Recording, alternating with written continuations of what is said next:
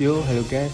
Di sini saya akan membahas alur cerita dari komik I Reincarnated as the Tragic Hair. Ya, entahlah apa itu bahasa Inggrisnya.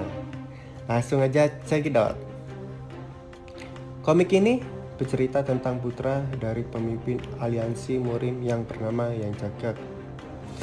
Dia pun dianggap sebagai generasi terkuat, dan dia mendapatkan julukan Ten Strike Star, yaitu julukan yang diberikan padanya karena dia bisa menemukan cara mengcounter seni bela diri apapun dalam 10 kali adu serangan.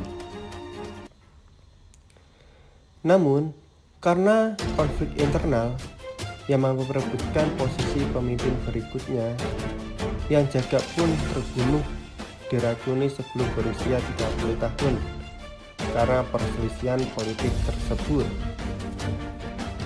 Setelah ia mati, dan dia pun terbangun di sebuah ruang gua bawah tanah. Yang Jagat pun bingung dan berpikir, bukannya aku mati karena racun, dan apakah aku sedang bermimpi? Dia berpikir seperti itu. Dia pun sempat berpikir juga bahwa dia diculik oleh organisasi besar ataupun koalisi unortodoks. Yang Jagat pun melihat sekitar ruangan tersebut dan hanya melihat sebuah pil yang tersedia untuk makanan beberapa tahun. Dan Yang Jagat pun berpikir, pasti akan ada yang mengeluarkanku nanti. Dan dia pun fokus untuk memulihkan tubuhnya dan mulai berkultivasi. Setelah lama berkultivasi, tiba-tiba dia merasakan sakit pada tubuhnya. Lalu dia berdiri dan mencuci muka, dan dia pun terheran-heran ketika melihat mukanya pada cermin air tersebut. Dia baru tersadar dan berkata, sudah jelas ini bukan tubuhku. Ki di dalam dantianku terlalu tidak murni, bahkan tidak bisa merasakan adanya teknik kultivasi Great Feng Huang. Lalu Yang Jagat pun mencari jejak atau petunjuk di area sekitar ruangan tersebut. Dan dia pun menemukan sebuah ukiran batu seni bela diri yang berusia ratusan tahun. Dia pun memahami ukiran batu tersebut dan tersadar bahwa seni bela diri tersebut adalah seni bela diri yang dipelajari pemilik tubuh asli sebelumnya. Setelah tersadar bahwa seni bela diri tersebut sangatlah kuat dan tidak biasa, lalu dia mempraktekkan seni bela diri pada ukiran batu tersebut. Seni bela diri tersebut terlalu mendominasi untuk tubuh Yang Jagat, sehingga Yang Jagat tersadar bahwa pemilik tubuhnya mati dikarenakan penumpukan ki dari berlatih dengan mengandalkan ukiran dinding.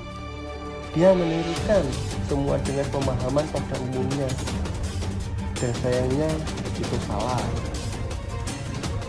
Dan Yang Jagat pun mengoreksi seni bela diri tersebut, lalu mempraktekannya, dan dia pun berhasil.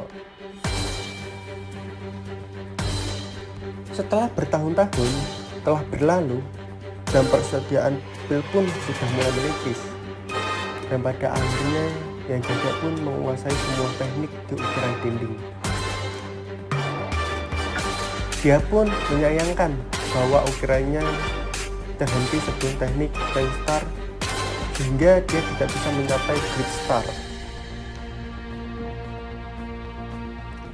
Tetapi dengan Nine Star, dia sudah melalui tingkatan di kehidupan sebelumnya dan mencapai ranah transcendent.